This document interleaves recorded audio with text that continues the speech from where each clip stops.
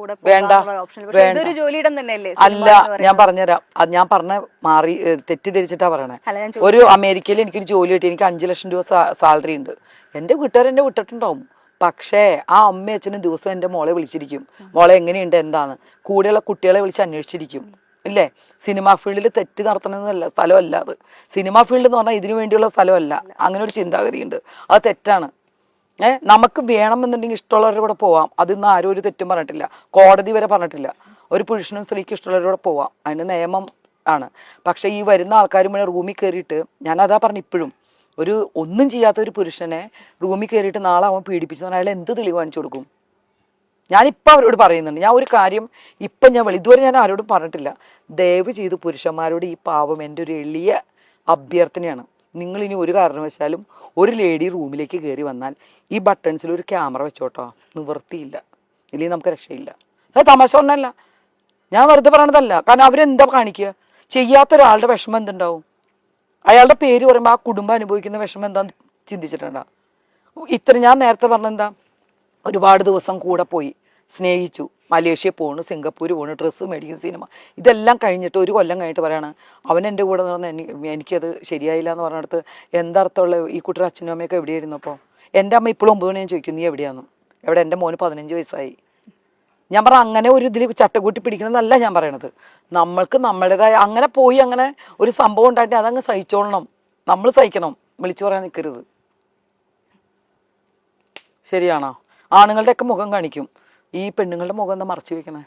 എന്ത് പണി ആയിക്കോട്ടെ, ഇനിയിപ്പോൾ ഇത് വലിയ ഇതാവുമായിരിക്കും, വലിയ സംഭവം, പ്രിയങ്ക പെണ്ണുങ്ങൾ പറഞ്ഞോട്ടെ, കുഴപ്പമില്ല. കാരണം ഞാൻ ഒരുപാട് ബുദ്ധിമുട്ടുകളും ഇതൊക്കെ സഹിച്ച് ഞാൻ ഈ ഫീൽഡിൽ നിൽക്കുന്ന ഒരാളാണ്. ധൈര്യമായിട്ട് കൊല്ലണി കൊന്നോട്ടെ എന്ന് പറഞ്ഞിട്ട് എന്ത് വേണേ ചെയ്തോട്ടെ. എന്തുകൊണ്ടിനാണ് മറച്ചു വെക്കുന്നത്? അവർ തെറ്റ് ചെയ്തിട്ടില്ലേ? ഇങ്ങനെയുള്ള കാര്യങ്ങളാണ് ഞാൻ പറഞ്ഞ കേട്ടോ. കൊണ്ടുപോയി കൂടെ നടന്നു 1 വർഷം കറങ്ങി അടിച്ചു വന്നിട്ടും അവരുടെ കാര്യം ഞാൻ പറയണേ. അല്ലാതെ ബലമായ ഒരു സ്ത്രീയെ പിടിച്ചു കൊണ്ടുപോയിട്ട് അവരെ സമ്മതം ഇല്ലാതെ ചെയ്യുന്നതിന് ഞാൻ അതിനൊക്കെ കൂടെ സപ്പോർട്ട് ചെയ്യുന്ന ആ സ്ത്രീക്ക് വേണ്ടി നിൽക്കുന്ന ആളാണ് ഞാൻ. പക്ഷെ ഇങ്ങനെയുള്ളതിന് ഞാൻ കൂട്ടു നിൽക്കില്ല. മീട്ടു ഞാൻ കൂട്ടു നിൽക്കൂല. ഇപ്പൊ വന്നിരിക്കുന്ന ഈ വിവാദങ്ങളും വിഷയങ്ങളിലും ഒക്കെ ജെനുവിനിറ്റി ഉണ്ട് എന്ന് ഫീൽ ചെയ്യുന്നുണ്ടോ ഏതെങ്കിലും തരത്തിൽ, അല്ലെങ്കിൽ 1% ഇപ്പോൾ ഹേമ കമ്മീഷൻ അതാണല്ലോ നമ്മൾ സംസാരിക്കുന്നത്. ഞാൻ അതിനെക്കുറിച്ച് ആധികാരികമായിട്ട് ഞാനത് മുഴുവൻ വായിച്ചിട്ടുമില്ല, എനിക്ക് അതിനെക്കുറിച്ച് പറയാനും അറിഞ്ഞുകൂടാ. പിന്നെ ഇപ്പം ഈ പറയുന്നതിന് ഒരു നേരത്തെ പറഞ്ഞതിന് എന്നെ ഒപ്പം ഞാൻ വെക്കാം. ഏതൊരു നടനോ ആരെങ്കിലും അങ്ങനെ ചെയ്തിട്ടുണ്ടെങ്കിൽ അവർക്ക് ഇത്ര പെട്ടെന്ന് ഈ റൂമിനകത്ത് ക്യാമറ വെച്ച് തെളിവ് കൊടുക്കാനൊന്നും പറ്റില്ല. കേസ് നോക്കുക, എന്നിട്ട് അതിനുള്ള തെളിവുകളുടെ അടിസ്ഥാനം, അതിനാണോ തെളിവുള്ളത്? പണ്ടത്തെ ഏത് ഹോട്ടലിൽ, ഇപ്പം ഈ കാലമുള്ള ഹോട്ടലിലൊക്കെ ക്യാമറ ഉണ്ടാവും ഇല്ലേ? പിന്നെ കുറ്റം ചെയ്തിട്ടുണ്ടെങ്കിൽ ശിക്ഷിക്കുക. പിന്നെ ചെയ്ത നമ്മുടെ ഭാഗത്തുള്ള തെറ്റെന്താണ്? ആ നിമിഷ സ്പോട്ടിൽ നമ്മൾ പ്രതികരിക്കില്ല. എന്തുകൊണ്ടാണ്? ഇപ്പം ചോദിക്കുക എല്ലാവരും, ഇവളൊക്കെ 10-12 കൊല്ലം കഴിഞ്ഞിട്ടാണ് പ്രതികരിക്കുന്നത്. ആ സമയത്ത് പേടിയാണ്, പേടിച്ചിട്ടായിരിക്കും പ്രതികരിക്കാത്തത്. അല്ലെങ്കിൽ പിന്നെ ചിന്തിക്കണം എന്താണെന്നറിയോ, എന്തെങ്കിലും നമ്മളെ ഹെൽപ്പ് ചെയ്യുമായിരിക്കും, എന്തായാലും ഇങ്ങനെ ആയതല്ലേ, ഒരു സിനിമയിലെങ്കിലും ചാൻസ് തരുമായിരിക്കും. പാവപ്പെട്ട കുട്ടികൾ അങ്ങനെയും ചിന്തിക്കും. ഇതൊന്നും നടക്കാതെയും വന്ന് ഇങ്ങനെ ഒരു സപ്പോർട്ടും കൂടി കിട്ടിയപ്പോൾ വിളിച്ച് പറഞ്ഞിട്ടുണ്ടാവും. കാരണം നല്ല സപ്പോർട്ടില്ലേ ഇപ്പോഴത്തെ സ്ത്രീകൾക്ക്? ഇപ്പം ഈ പ്രശ്നം വന്നാൽ എല്ലാവർക്കും സപ്പോർട്ട് കൊടുക്കുന്നില്ലേ? അപ്പോൾ അവർ വിളിച്ചു പറയും. അതിൽ സത്യത അന്വേഷിക്കട്ടെ, അന്വേഷിക്കണവരെ എല്ലാവരും വെയിറ്റ് ചെയ്യേണ്ടി വരും. കാരണം നമുക്കിപ്പോൾ പെട്ടെന്ന് കയറിയിട്ട് നാളെ തന്നെ അയ്യോ ഇല്ലട്ടോ എന്ന് പറയാൻ പറ്റില്ല, ഇത്തിരി സമയം എടുക്കും. അത് സമയം തന്നെ വരെ വെയിറ്റ് ചെയ്യണം. ഈ പ്രശ്നങ്ങളും വിവാദങ്ങളും ഇടയിൽ ചേച്ചിയുടെ ലൈഫിൽ വളരെ എന്താ പറയുക മോശമായ കാര്യങ്ങൾ പുറത്തു വന്ന സമയത്ത് ഇത് കണ്ടിട്ടാണ് ബ്രദർ ആത്മഹത്യ ചെയ്തത് എന്ന് ചേച്ചി പറഞ്ഞതായിട്ടാണ് ഞാൻ. ഒരിക്കലും ഇല്ല, അത് 100% തെറ്റ്. പിന്നെ ഞാൻ ഫീൽഡിൽ വരുന്നതിന് മുമ്പ് എന്റെ ബ്രദർ മരിച്ചു. അതെങ്ങനെ മരിച്ചു എന്ന് ഞാനിപ്പോൾ വെളിപ്പെടുത്താം, ഇതുവരെ ആർക്കും അറിയില്ലായിരിക്കും. മോഹൻലാൽ ഉത്സവപ്പിറ്റ് എന്നൊരു പടം ഉണ്ടായിരുന്നു. ആ പടത്തിൽ ലാലേട്ടൻ ലാസ്റ്റ് തൂങ്ങി മരിക്കുന്ന സീനായിരുന്നു. ആ കുട്ടികളുടെ മുമ്പിൽ വെച്ച് എൻ്റെ ബ്രദർ ചെയ്തിട്ട് 14 വയസ്സിൽ കാലറിയാതെ സ്ലിപ്പായി പോയിട്ട് മരിച്ചതാണ് എൻ്റെ ബ്രദർ. അവനന്ന് 14 വയസ്സ്, ട്വിൻസ് ആയിരുന്നു. ആ ഒരാൾ മരിച്ചത് ഞാൻ ഫീൽഡിൽ വരുന്നതിന് മുമ്പ്. അന്ന് എനിക്ക് 13 വയസ്സ്. ഈ ഇൻസിഡന്റ് ലാലേട്ടന് അറിയാം. ഇത് പേപ്പറിൽ വലിയ ന്യൂസായിരുന്നു. അത് വന്ന് ഭരത് ഗോപി സാറാണ് അത് ഡയറക്റ്റ് ചെയ്തത്. അദ്ദേഹത്തിനും ഈ ഇതറിയാം. ആ ഒരു സ്നേഹം എൻ്റെ അമ്മോടും എന്നോടും ലാലേട്ടനുണ്ട്. പക്ഷേ ഇന്ന് ഇപ്പൊ ഇന്റർനെറ്റിൽ നോക്കിക്കഴിഞ്ഞാൽ പല വാർത്തകളിലും പറഞ്ഞു വരുന്നത് ഈ സഹോദരൻ മരിച്ചത് ചേച്ചിയുടെ ലൈഫിലുണ്ടായ വിവാദം ഉണ്ടായ പിക്ചർ കണ്ടതിന് ശേഷമാണ് സഹോദരൻ ജീവൻ. ഒരിക്കലും അല്ല. ഇത് കേട്ടുകൊണ്ടിരിക്കുന്ന മരിച്ച സമയത്ത് പെരുമ്പാവൂർ വെച്ചാ മരിക്കുന്നത്. ആ നാട്ടുകാർക്ക് കറക്റ്റ് അറിയാം എന്താ സംഭവം എന്ന്. അന്ന് പ്രിയ ഫീൽഡിലില്ല. അപ്പം ഇത് ശുദ്ധ നുണയല്ലേ പറഞ്ഞു. അപ്പം ഇതുപോലെ എത്ര ന്യൂസ് എന്നെക്കുറിച്ച് പറയുന്നുണ്ട്.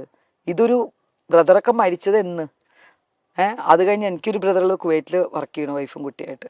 ആ ബ്രദറും ഇതായിട്ട് യാതൊരു കണക്റ്റഡും അല്ല. പക്ഷെ ഞാൻ അതും കേട്ടു. ആ പത്രം അന്ന് വിറ്റത് എങ്ങനെയാണെന്നറിയോ? ഞാൻ കണ്ടതാ. അന്ന് ഞാൻ സത്യമായിട്ട് പൊട്ടിക്കരഞ്ഞിട്ടുണ്ട്.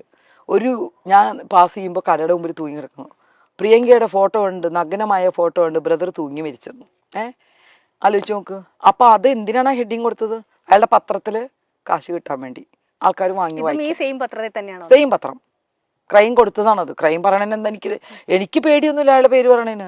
ക്രൈം നന്ദകുമാർ അന്ന് ആ പത്രം അത് ഇട്ടിട്ട് അന്നത്തെ മാത്രം വിറ്റുപോയ കാശ് എത്രയാണെന്നറിയോ? എന്തിനാണ് നുണയായിട്ടുള്ളൊരു കാര്യം പറഞ്ഞ് ഇങ്ങനെ ചെയ്യണം? ഭരതേട്ടനെ കുറിച്ച് കുറേ പറഞ്ഞു. ഭരതേട്ടൻ്റെ വീട്ടിൽ ജനിച്ചു വന്ന ഒരു മോളെ പോലെ സ്നേഹിച്ച ആളാണ് ഭരതേട്ടൻ, ലളിത ചേച്ചി, ആ കുട്ടികളൊക്കെ. സിദ്ധാർത്ഥനെ ഞാൻ എടുത്തുകൊണ്ട് നടന്നിട്ടുണ്ട്. അപ്പോൾ ഇതിപ്പോൾ പറയുമ്പോൾ ഇത്രയൊന്നും ഞാൻ ആരോടും പറഞ്ഞിട്ടില്ല. പക്ഷെ മരിച്ച കാര്യം ഞാൻ കുറേ ന്യൂസ് വായിച്ചിട്ടുണ്ട് ഇങ്ങനെ. ഇത് കേട്ടുകൊണ്ടിരിക്കുന്ന എന്നെ അടുത്തറിയുന്ന ആൾക്കാർക്കറിയാം, എൻ്റെ കുടുംബക്കാർക്കറിയാം, ആ നാട്ടുകാർക്കറിയാം, ഹോസ്പിറ്റലുകാർക്കറിയാം. പോസ്റ്റ്മോർട്ടം നടന്നു. എത്ര വർഷം മുമ്പ്? പ്രേം നസീർ മരിച്ച ദിവസം ആലോചിച്ച് നോക്കിയാൽ മതി. അന്നാണ് എൻ്റെ ബ്രദർ. എത്ര വർഷമായി? വിവാദങ്ങളിൽ നിന്നും വിവാദങ്ങളിലേക്ക് തന്നെ പോവാണ്. ഒരു വിവാദം ഒന്ന് ഒഴിഞ്ഞു വരുമ്പോൾ അടുത്തൊരു വിവാദം വരുന്നു. അങ്ങനെ ഒരു തോന്നൽ വരുന്നുണ്ടോ? അമ്മ പറയും കാർത്തിക നാളെ സൂക്ഷിച്ചും കണ്ട് നിൽക്ക്, കാർത്തിക കീർത്തിയും കേൾക്കും അപകീർത്തിയും കേൾക്കുമെന്ന്. ഞാൻ അറിഞ്ഞുകൊണ്ട് വിവാദങ്ങളിലേക്ക് വരുന്നതല്ല. എനിക്ക് അങ്ങനെ താല്പര്യവും ഇല്ല. അങ്ങനെയാണെങ്കിൽ ഇന്ന് ഏറ്റവും കൂടുതൽ വിവാദവും ചാനൽ മുഴുവൻ നിറഞ്ഞു നിൽക്കേണ്ടത് ഞാനാ. എനിക്ക് വേണമെങ്കിൽ ഉപയോഗിക്കായിരുന്നു. അവരുടെ കാര്യങ്ങൾ മതി. താല്പര്യമില്ല.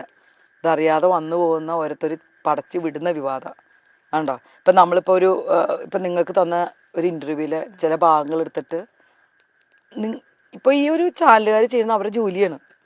അവർക്ക് എങ്ങനെ ചാനൽ റീച്ച് കൂട്ടാന്നാ നോക്കുള്ളൂ അല്ലേ? അല്ലാതെ പ്രിയങ്കയ്ക്ക് ഇതിപ്പോൾ ഒരു വാർത്ത ഇട്ട് കഴിഞ്ഞാൽ പ്രിയങ്കയ്ക്ക് വലിയ പ്രശ്നം ഉണ്ടാവുമെന്നൊന്നും ചിന്തിക്കണ്ട. എല്ലാവരും അങ്ങനെയാണ്, സ്വന്തം കാര്യങ്ങൾ തന്നെ നോക്കുകയുള്ളൂ അല്ലേ? അതിന് തെറ്റ് പറയാനൊന്നും ഞാനാണല്ല. പക്ഷേ ഇപ്പം ഈ ചോദിച്ച ചോദ്യം അതിനുള്ള ആൻസർ വലിയൊരു ആൻസറാണ്. ഈ ലോകത്തുള്ള ആൾക്കാർ ഈ ചാനൽ കാണുന്നുണ്ടെങ്കിൽ അവർ അറിഞ്ഞിരിക്കണം. ആ സിനിമ വരുന്നതിന് മുമ്പേ എൻ്റെ ബ്രദർ മരിച്ചു. അതിൻ്റെ ദുഃഖം ഇപ്പോഴും മനസ്സിൽ കൊണ്ടുനടക്കുന്ന ആളാണ് എൻ്റെ അമ്മയും ഞാനും. ലാലേട്ടനോട് അന്ന് വിയറ്റ്നാമിൽ അഭിനയിച്ചപ്പോൾ ഞാൻ പറഞ്ഞു, ലാലേട്ടൻ ഇങ്ങനെ അന്ന് അമ്മയെ ലാലേട്ടൻ ചേർത്ത് പിടിച്ചിട്ട് പറഞ്ഞതാണ്, മോനെ പോലെ കണ്ടോളൂ കേട്ടോ. ഇന്നും എൻ്റെ അമ്മ മോനെ പോലെ കാണുന്ന ആളാണ് ലാലേട്ടൻ.